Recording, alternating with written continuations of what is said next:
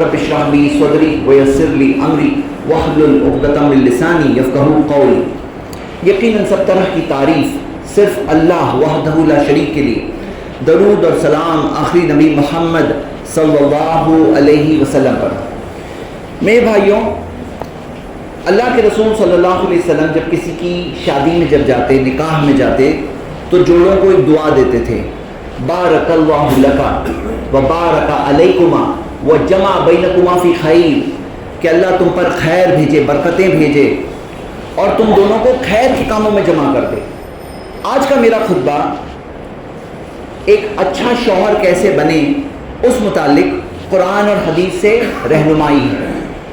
میرے بھائیوں، زندگی کا ایک نیا چیپٹر شروع ہوتا ہے جب ایک انسان کا نکاح ہوتا ہے۔ اب وہاں سے جو چیپٹر شروع ہوتا ہے ہو سکتا ہے نیکیوں والا ہوگا، ہو سکتا ہے گناہوں والا ہوگا۔ جو نبی صلی اللہ علیہ وسلم کہتے ہیں وَجَمَعَ بَيْنَكُمَا فِي خَيْرٍ، اللہ تم دونوں کو خیر کے کاموں میں جمع کر دے۔ کئی سارے ایسے شوہر ہوتے ہیں جو برائی کے کاموں میں جمع ہو جاتے ہیں، دونوں مل کر برائی کرتے ہیں، دونوں مل کر گناہ کرتے ہیں۔ مثال قرآن میں ایک جوڑے کی ہے، ابو لہب اور اس کی بیوی کی، تو ایسے جوڑے کی بھی مثال قرآن میں ہے۔ تو ہم یہ دیکھتے ہیں کہ نبی صلی اللہ علیہ وسلم کیا کہتے ہیں، نہیں، خیر کے کاموں میں اللہ تمہیں جمع کرے۔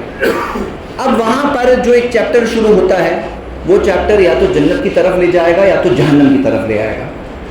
اسی وجہ سے چند باتیں میرے بھائیوں جو قرآن و سنت کی روشنی میں آپ کے سامنے میں جو رکھ رہا ہوں، اس میں اصل مقصد ہے آخرت کی کامیابی، لیکن ایک اور چیز آپ کو ملے گی، وہ ہے دنیا کی خوشی، دنیا کا سکون، کیونکہ قرآن و سنت کی رہنمائی پر چلنے میں دنیا اور آخرت دونوں کا فائدہ ہے۔ تو دنیا کے اندر بھی کیسے کامیاب ہونا ہے، کیسے خوشگوار شادی شدہ زندگی گزارنی ہے، وہ باتیں ہمارے سامنے ہیں۔ اب میں جب دیکھ رہا ہوں تو کچھ ایسے نوجوان دکھ رہے ہیں جو دیکھ کر کے ایسا لگ رہا ہے شاید ان کے اب تک شادی نہیں ہوئی ہوگی، تو ہم ان سے پہلے یہی کہیں گے کہ نبی صلی اللہ علیہ وسلم نے کیا فرمایا، صحیح بخاری کی حدیث کہ یا معاشر الشباب، اے نوجوانوں، من استطاع منکم الباءۃ فلیتزوج، تم میں سے جن کے پاس استطاعت ہے انہیں چاہیے کہ نکاح کر لیں، اور جن کے پاس نہیں ہے تو انہیں چاہیے کہ روزہ رکھیں، صحیح بخاری کی حدیث ہے۔ تو ہم تو وہ لوگوں میں سے ہے جو شادی کرنے میں ابھارتے ہیں۔ نبی صلی اللہ علیہ وسلم نے فرمایا من تزوج فقد استکمل نصف الایمان، جو نکاح کرتا ہے وہ تو اپنا آدھا ایمان پورا کرتا ہے۔ فلیتق اللہ فی نصف الباقی، اسے چاہیے کہ اللہ سے ڈرے باقی آدھا ایمان پورا کرنے کے لیے۔ تو مطلب ہمیں تو ابھارا گیا ہے بھائی۔ آج میں جانتا ہوں آج کا ٹرینڈ کیا ہے، آج کا ٹرینڈ یہ نہیں شادی نہیں بھائی، شادی کا نام کہاں لے رہے ہو، یہ ایسا ٹرینڈ ہے۔ لیکن کالج کی لڑکیوں کی کیا کہانی ہو گئی ہے، بہت اللہ کی پناہ کہ گرل فرینڈ بوائے فرینڈ کا معاملہ عام ہو گیا ہے۔ ایسا نہیں کہ کوئی بہت برا جیسا ہوتا ہے نا ایک سڑا ہوا ایپل جو رکھ دو باقی ایپل کے ساتھ تو پورے سڑ جاتے ہیں، تو ایسا نہیں کہ ہم ایک سڑے ہوئے ایپل کی بات کر رہے ہیں، یہاں تو عام کلچر بن گیا آج۔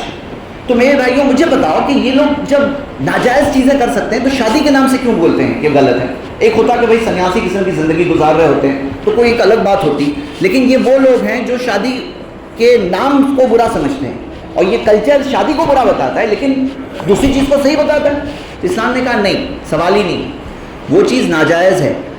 اگر ایک مرد اور ایک عورت اکیلے ہوتے کہیں بھی، چاہے کہیں بھی اکیلے ہوں، چاہے فون پہ اکیلے ہوں، چاہے اکیلے میں میسیجنگ ایک دوسرے سے کر رہے ہیں، تو ہم دیکھتے ہیں اصل چیز کا حکم جو ہے جب دو جسمی طور پر اکیلے ہو، نبی صلی اللہ علیہ وسلم نے کیا فرمایا، الا لا یخلون رجل بامرأۃ الا کان ثالثہما الشیطان۔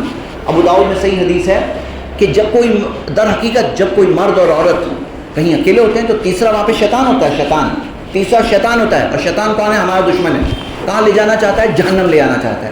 اور کیسے لے آتا ہے؟ خطوات الشیطان، اس کے نقش قدم ہوتے ہیں۔ پہلے دن نہیں بولے گا ارے غلط کام کرو، زنا کرو، بدفعلی کرو، پہلے دن کہے گا بس تھوڑا سا ہلو کہہ دو، اور پھر وہ سٹیپ بائی سٹیپ کر کے وہیں لے آتا ہے، اور پورا برباد کرنے کا اس کا ہتھ کنڈا ہے۔ ایک انسان کو برباد کرنے کا ہتھ کنڈا ہے، وَيَأْمُرُكُم بِالسُّوءِ وَالْفَحْشَاءِ، برائی کا حکم دیتا ہے اور بے حیائی کا حکم دیتا ہے۔ یہ اس کا بہت بڑا ہتھ کنڈا ہے، کیسے انسان کو برباد کرنا ہے اچھے خاصے آدمی کو، اس چیز کے ذریعے، بے حیائی کے ذریعے۔ تو میرے بھائیوں ہم تو پاکیزہ قوم ہے الحمدللہ، جہاں پہ نبی صلی اللہ علیہ وسلم نے فرمایا لا تُدْبِي نَظْرَةً نَظْرَةً، پہلی نظر کے بعد دوسری نظر مت جانے دینا۔ یعنی اگر کوئی غلط چیز بائی مسٹیک غلطی سے کسی کی نظر کہیں پہ پڑ گئی تو دوسری نظر مت جانے دینا، فَإِنَّ لَكَ الْأُولَىٰ وَلَيْسَتْ لَكَ الْآخِرَةُ، کیونکہ پہلی جو غلطی سے نظر پڑی وہ تو معاف ہے، لیکن دوسری جو جان بوجھ کے آدمی دیکھے گا وہ تو معاف نہیں۔ اور نبی صلی اللہ علیہ وسلم نے یہ سکھایا کسے؟ علی رضی اللہ عنہ کو سکھایا، نوجوان صحابی، ان کو یہ سکھایا جو آگے آ کے داماد بھی بنے کہ ایک نظر کے بعد دوسری نظر بھی مت جانے دینا. اور قرآن کے اندر تو یہی یغضوا من ابصارہم کہ مومن مردوں سے کہہ دو اپنی نظروں کو نیچی کرو، نیچی رکھو. اور اگر کوئی چھو لیتا ہے کسی نامحرم لڑکی کو تو نبی صلی اللہ علیہ وسلم نے کہا لن یطعنا فی راس احدکم بمخیط من حدید، تم میں سے کسی کے سر میں لوہے کی سوئی ڈال دی جائے خیر لہ، بہتر ہے اس کے لیے، بنسبت اس کے کہ وہ کسی ایسی عورت کو چھوئے جو اس کے لیے حلال نہیں ہے. یعنی حلال نہیں ہے ایسی عورت کو چھونے سے بہتر ہے کہ لوہے کی سوئی سر میں تمہارے ڈال دی جائے، یہ بہتر ہے. پھر بھی اس سے اتنا خطرناک چیز ہے کسی نامحرم عورت کو چھونا اسلام میں.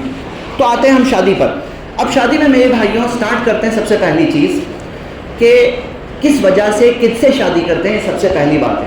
اور اکثر لوگ کیا سمجھتے ہیں نا، خوبصورت بیوی ہو. سب سے پہلی چیز کسی سے بھی پوچھو بولے میری خوبصورت بیوی.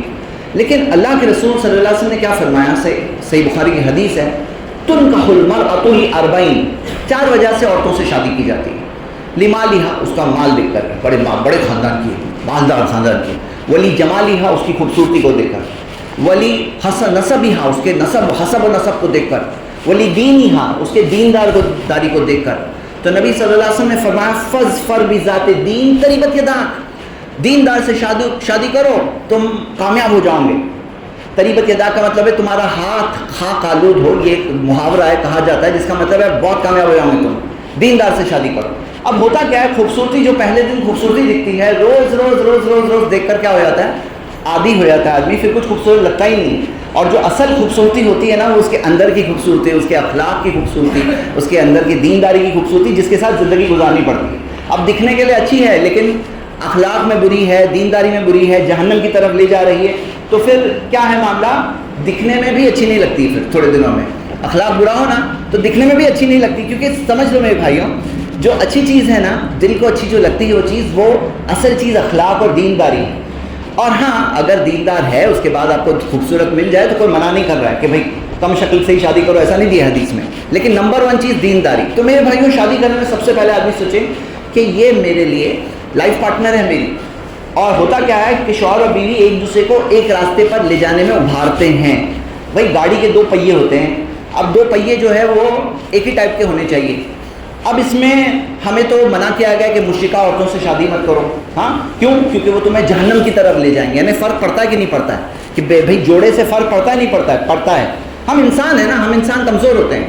تو میرے بھائیوں سب سے اہم بات یہاں سمجھنے والی کہ پہلا قدم ہی صحیح ہو جائے، یہ بہت اچھی بات ہے کہ پہلے قدم میں آدمی سوچے کہ مجھے دیندار لڑکی چاہیے. اب آپ دیکھو گے کہ جگہ جگہ کی کہانی ہوتی ہے کہ بہت سی دیندار لڑکیاں ہوتی ہیں جن سے کسی کو اتنا زیادہ شادی کرنے میں انٹرسٹ نہیں ہے. لوگوں کو زیادہ مالدار ہو یا خوبصورت ہو وہ ان کا نمبر پہلے لگتا ہے، دیندار لڑکیوں کا پہلے نمبر نہیں لگتا ہے. حالانکہ یہ چیز ایسی ہے نا، توفیق ہوتی ہے، توفیق. کچھ لوگ کیا بولتے ہیں، نہیں میں اس کو دیندار بنا دوں گا. ہدایت تھوڑی ہمارے ہاتھ میں ہے کہ بھائی تم اپنے آپ کو دیندار بنا دو گے، گارنٹی نہیں دے سکتے ہو. ہم تو اللہ سے محتاج ہے کہ اللہ ہمیں دینداری پہ قائم رکھے. اللہ سے ہدایت طلب کرتے ہیں، اہدنا الصراط المستقیم. تو یہ کہتا کہ میں دیندار بنا دوں گا، یہ کون سی بات ہے بھائی؟ اچھا اگر لکھا ہوتا پیشانی پر کہ یہ ہے دیندار بن جائے گی تو اچھی بات ہے، دیکھ کے لے لو. جو لکھا ہے جس کے سر پر تو دیکھ لینا کہ دیندار بن جائے گی، پھر شادی کر لو. لیکن ایسا کچھ لکھا ہوا ہوتا نہیں ہے. ہوتا کیا ہے کہ آدمی کو آگے کی زندگی میں معلوم پڑتا ہے. تو اتنا بڑا رسک خود کے ساتھ ہی نہیں، اگلی پیڑھی ہے تمہاری، جو ماں کی گود میں اگلی پیڑھی پلتی ہے اور وہ دیندار نہیں ہے تو اگلی پیڑھی کہاں سے دیندار بنے گی؟ صدقہ جاریہ چاہیے بولتے ہیں نا لوگ، صدقہ جاریہ چاہیے. حقیقت میں اولاد صدقہ جاریہ بھی ہوتے ہیں اور اولاد گناہ جاریہ بھی ہوتے ہیں. اگر اولاد گناہوں کا ٹریک پکڑ لے نا تو گناہ جاریہ بن جاتے ہیں ہمارے لیے، اور اگر نیکی کا راستہ پکڑ لے تو صدقہ جاریہ بنیں گے. تو صدقہ جاریہ چاہیے تو پہلا قدم صحیح ہونا بہت ضروری ہے. دوسری چیز میرے بھائیوں یاد رکھیے، قرآن میں سورہ نمبر 66 کی آیت نمبر 6، یا ایھا الذین آمنوا، اے ایمان والو، قوا انفسکم واہلیکم نارا، بچا لو اپنے آپ کو اور گھر والوں کو جہنم کی آگ سے.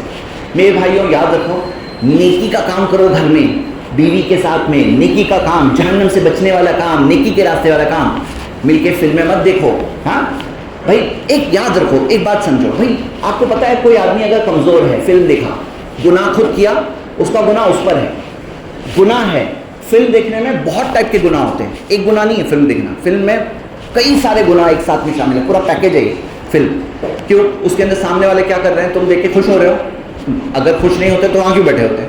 تو تم وہ لوگ کر رہے ہیں، وہ اس کا گناہ ایک کاپی تمہیں بھی مل رہی ہے، کیونکہ تم تو بہت خوش ہو دیکھ کر. جو بھی کام غلط کام کر رہے ہیں وہ دیکھ کر تم خوش ہو رہے ہو. نظروں کا زنا ہوتا ہے, کانوں میں میوزک کیا ہے, سزا کی وجہ ہے, دنیا میں سزا آنے کی وجہوں میں سے ایک وجہ ہے. ہمیں کیا سکھایا گیا؟ نہیں, دنیا میں رہو, حقیقت کا سامنا کرو, دنیا سے بھاگو مت. اور ایسی 50 چیزیں ہیں جس کے اندر گڑبڑ ہے, وہ موضوع کبھی اور ہوگا تب دیکھیں گے. لیکن آج اب دیکھیے, ایک آدمی خود فلم دیکھ رہا ہے تو گناہ ہے, لیکن اگر بیوی کے ساتھ دیکھتا ہے, فیملی کے ساتھ دیکھتا ہے تو کیا ہے معاملہ معلوم ہے؟ نبی صلی اللہ علیہ وسلم نے فرمایا کل امتی معافن, میری پوری امت معاف ہوگی الا المجاہدین, سوائے وہ جو اپنے گناہوں کو ظاہر کرتے ہیں. مطلب خود تو کر رہے ہو, دوسرے کو بھی سکھا رہے ہو, دوسرے کے ساتھ کر رہے ہو, ظاہر کر رہے ہو, 2 لوگ کر رہے ہیں, مل کے کر رہے ہیں, دوسروں کو بتا بھی رہے ہو, یہ سب شامل ہے اس میں مجاہدین. تو پھر کیا ہے؟ بولے نبی صلی اللہ علیہ وسلم نے کہا یہ لوگ معاف نہیں ہوں گے, مطلب جلدی معاف نہیں ہوں گے, ہو سکتا ہے توبہ کر لے تو معاف ہوں گے, لیکن معافی سے دوری کی وجہ بنتی ہے یہ کہ اوپنلی کرنا گناہ. اب میرے بھائیوں دیکھو, اپنے ہاتھ سے اپنی آخرت برباد کرو گے, اپنے ہاتھ سے صدقہ جاریہ اپنا ہے برباد کرو گے, اپنے ہاتھ سے گھر کا سکون, خیر بھائی گھر کیا ہے؟ برکت کی جگہ ہے, خیر کی جگہ ہے. واللہ جعل لکم من بیوتکم سکنا, اللہ نے تمہارے گھروں میں سکون کی چیز بنایا ہے, سکون کی جگہ ہے نا گھر.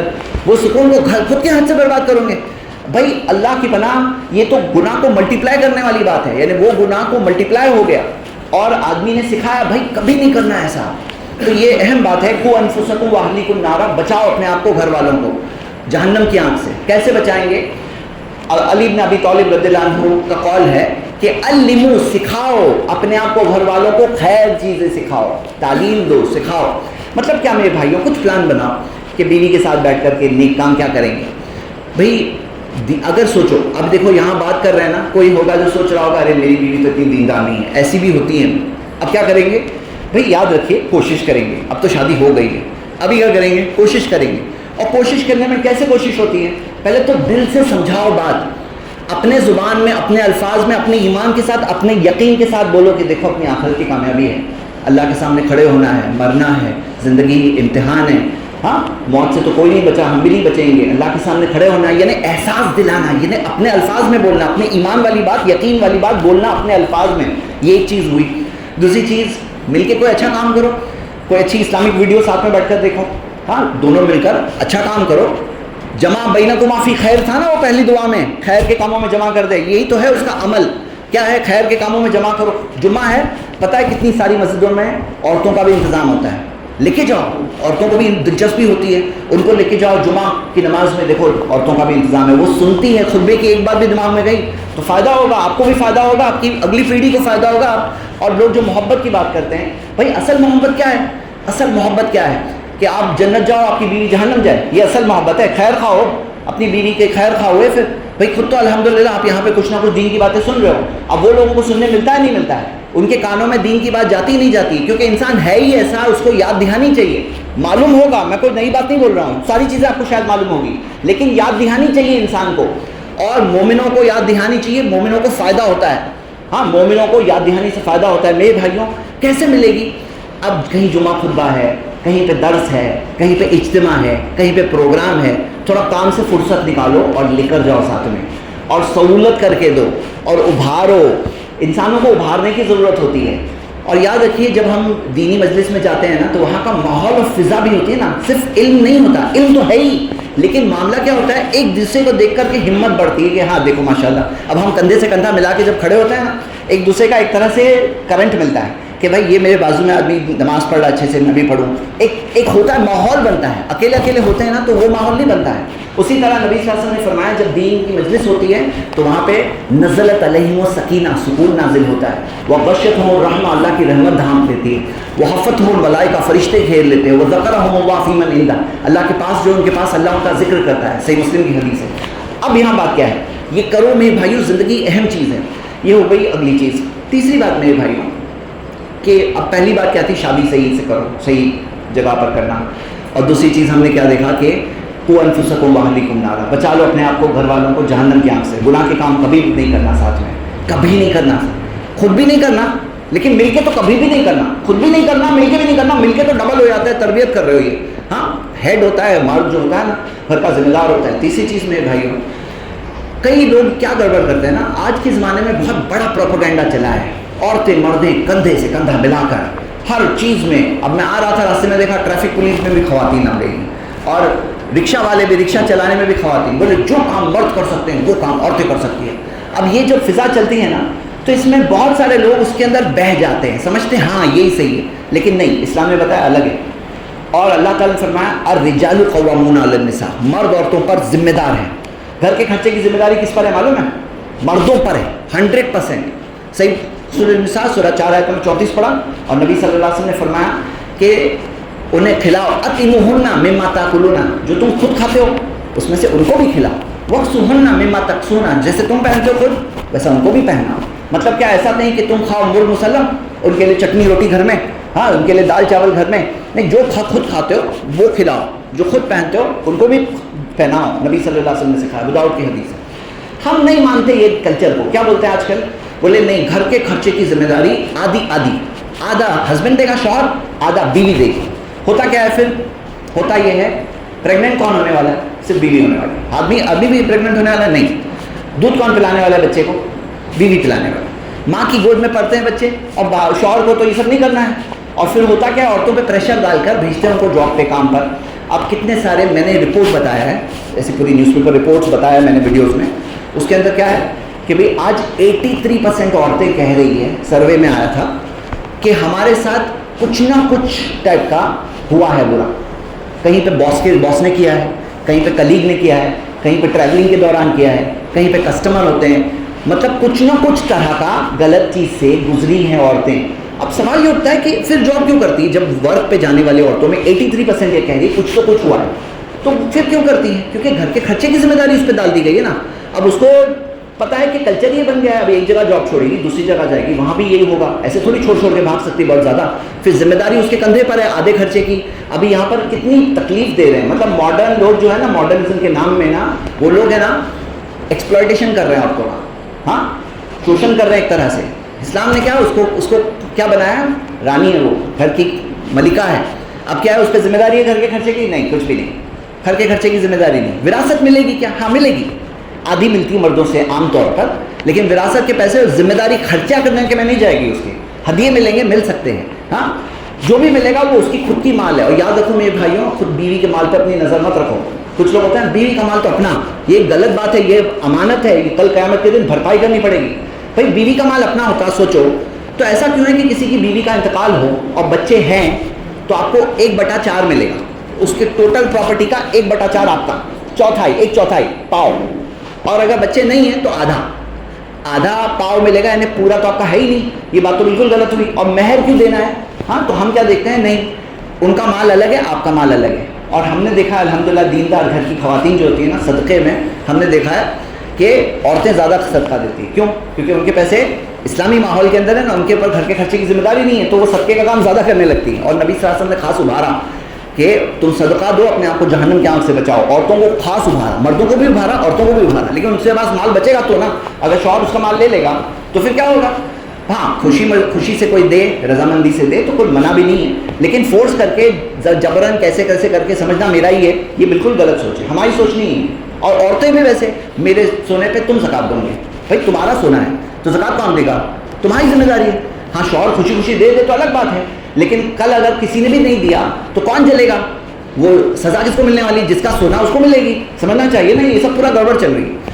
اب میرے بھائیوں اگلی بات, تو یہاں پر یہ کلچر میں نا بہت سے لوگ کیا بھول جاتے ہیں معلوم ہے؟ جیسے اللہ کے رسول صلی اللہ علیہ وسلم کی حدیث ہے, صحیح مسلم کی حدیث ہے, استوصوا بالنساء خیرا. نبی صلی اللہ علیہ وسلم نے کہا میں تمہیں عورتوں کے تعلق سے اچھے برتاؤ کی وصیت کرتا ہوں, اچھا برتاؤ کرو ان کے ساتھ. اور پھر کیا کہا کہ ان المرأة خلقت من ضلعین, ایک عورت کو نا فصلی سے بنایا گیا, فصلی سے. وَإِنَّ أَعْوَجَ مِنَ الضِّلَعِ أَعْلَاهُ, فصلی کا سب سے ٹیڑھا حصہ اس کا اوپر کا حصہ ہوتا ہے. وَلَوْ ذَهَبْتَ تُقِيمَهَا, اگر فصلی کو سیدھا کرنے جاؤں گے, قصر کہا, فصلی کو توڑ دو گے. وَقَصْرُهَا طَلَاقُهَا, اور توڑنے کا مطلب ہے طلاق. مطلب کیا؟ مطلب میرے بھائیوں, ہم بھائی جو ہے نا آپس میں ایک دوسرے کے ساتھ کیسے رہتے ہیں نا, ایسے آپ عورتوں کے ساتھ نہیں رہ سکتے, سیم نہیں ہے وہ. ان کو پورا سیدھا کرنے جاؤں گے نا توڑ دو گے. اور توڑنے کا مطلب کیا ہے؟ طلاق. اب عورتوں کا نیچر سمجھنے کی بہت بڑی بات ہے یہاں پر. مطلب ہر چیز سیدھی نہیں ہونے والی ہے, مطلب ان دا سینس تربیت کرو, نصیحت کرو, سمجھاؤ, لیکن درگزر بھی کرو, درگزر کرو, چھوڑو. وصیت کی گئی کہ اچھا سلوک کرو. اور یہ سمجھ میں نہیں آیا نا میرے بھائیوں, پریشان رہو گے زندگی میں. سمجھنا چاہیے ہم الگ ہوتے ہیں، مرد الگ ہوتے ہیں، عورتیں الگ ہوتی ہیں. پتہ ہے آپ کو جذباتی ہوتی ہیں عورتیں، اور وہ ان کا جذباتی ہونا ضروری ہوتا ہے تاکہ بچوں کے جذبات کو سمجھ سکے، بچے کی ضرورتیں سمجھ سکے. بچے کی بات ہے نا، ماں کیسے سمجھ لیتے ہیں آپ نے دیکھا؟ بچہ بولنا نہیں سیکھا ہے، کیا چاہیے ماں کو کافی کچھ سمجھ میں آ جاتا ہے. وہ جذباتی ہوتی ہے، وہ بچے کی تربیت کرنے کے لیے، سنبھالنے کے لیے ضروری تھا. ہر کوئی اگر مردوں کی طرح ہوتا نا کہ بھائی مردوں کو اگر دے دیا جائے، مردوں کو بچے پرورش کرنی ہے، تو معاملہ الگ ہوتا. بھائی انسانی نسل کو باقی رکھنے کے لیے عورتوں کو اللہ تعالیٰ نے ویسا مزاج دیا کہ وہ بچوں کے احساسات کو سمجھیں، جذباتی ہوتی ہے. اور لیڈرشپ میرے بھائیوں، لیڈرشپ کیا ہوتی ہے کہ گھر کی ذمہ داری مردوں کی، گھر کی حفاظت کی ذمہ داری مردوں کی. بھائی کیسا ہوتا ہے نا، گاڑی میں ایک ڈرائیور ہوتا ہے. اب آج کل کی بات کیا ہے نا، گاڑی میں شوہر اور بیوی کے بیچ میں جھگڑا چلتا ہے کہ کون ڈرائیور ہے، اور پھر کیا ہو جاتا ہے ایسی گاڑیوں کا، بہت ساری گاڑیوں کا ایکسیڈنٹ ہو جاتا ہے. اب ہم کیا کرتے ہیں، نہیں ہم وہ سب نہیں مانتے. ہم کیا کرتے ہیں، ہم مانتے ہیں کہ بیوی سے شوہر مشورہ کرے گا. ایسا نہیں کہ میں بولا نہ ختم، نہیں، اس سے بھی سنو تم کیا بولتی ہو، اس کی بھی بات سنو، لیکن فیصلہ ایک ڈرائیور ہے، ایک ذمہ دار ہے، اور قیامت کے دن جواب دہ بھی ہے. نبی صلی اللہ علیہ وسلم نے فرمایا کہ تم سب کو اپنے ماتحتوں کے بارے میں پوچھا جائے گا. کلکم مسئول عن رعیتہ. ایک شوہر کو اپنی گھر کے تعلق سے، ایک بیوی کو اس کے شوہر کے گھر کے تعلق سے. تو مطلب کیا ہے، شوہر کو سب کے تعلق سے پوچھا جائے گا، اس کی فیملی کے پورے خاندان کا جواب دینا ہے آپ کو. یاد رکھیے اس بات کو، جو ہیڈ ہوتا ہے نا، ہیڈ، تو ہیڈ کے اوپر کل جواب دہی بھی ہے. اگلی چیز میرے بھائیوں، نبی صلی اللہ علیہ وسلم نے فرمایا لا یفرق مومن مومنتن. کوئی بھی مومن مرد مومنہ عورت سے نفرت نہ کرے. ان کریہ منہا خلقا. اگر اس کی کوئی چیز اچھی نہ لگے، رضیہ منہا آخر، تو کوئی اور چیز اچھی لگے گی. اگر مومنہ ہے نا، نفرت مت کرنا، دل میں نفرت مت آنے دینا. کوئی چیز اچھی نہیں لگی نا، کوئی اور چیز اچھی لگے گی. یہ حدیث صحیح سند سے ہمیں ملتی ہے. مطلب کیا، دیکھو تو پازیٹیو چیزوں کو دیکھو. اب کچھ لوگ ہوتے بولے نہیں یہ تو ایسی ہے، یہ تو ایسی ہے، سب نیگیٹو بولو تو جمع کر کے بتا دیں گے. نہیں بھائی، نبی صلی اللہ علیہ وسلم نے کہا کوئی چیز ناپسند کرو، کوئی اور چیز پسند آئے گی، اس کے اندر کچھ اور اچھا لگے گا تمہیں. تو اچھی چیز دیکھیں گے تو کیا ہوگا، ہمارے دل کو بھی خوشی ہوگی. جب ہمیں خوشی ہوگی ہم اچھے ہوں گے، ہم اچھے ہوں گے سامنے والی بھی اچھی ہو جائے گی. تو یہ رول ہے میرے بھائی.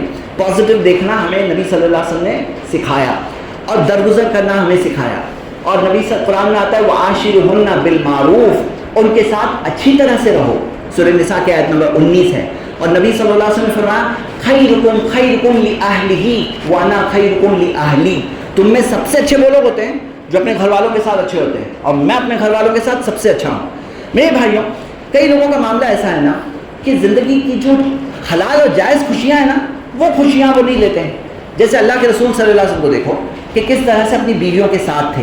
حدیث آتی ہے صحیح بخاری میں کہ نبی صلی اللہ علیہ وسلم یقرأ القرآن. عائشہ رضی اللہ عنہ کہتی ہیں کہ کان نبی صلی اللہ علیہ وسلم یقرأ القرآن، کہ نبی صلی اللہ علیہ وسلم قرآن پڑھتے وانا حائدہ، اور میں حیض کی حالت میں ہوتی، وَيَتَّقِعُ فِي حِجْرِي، اور میری گود میں ان کا سر ہوتا.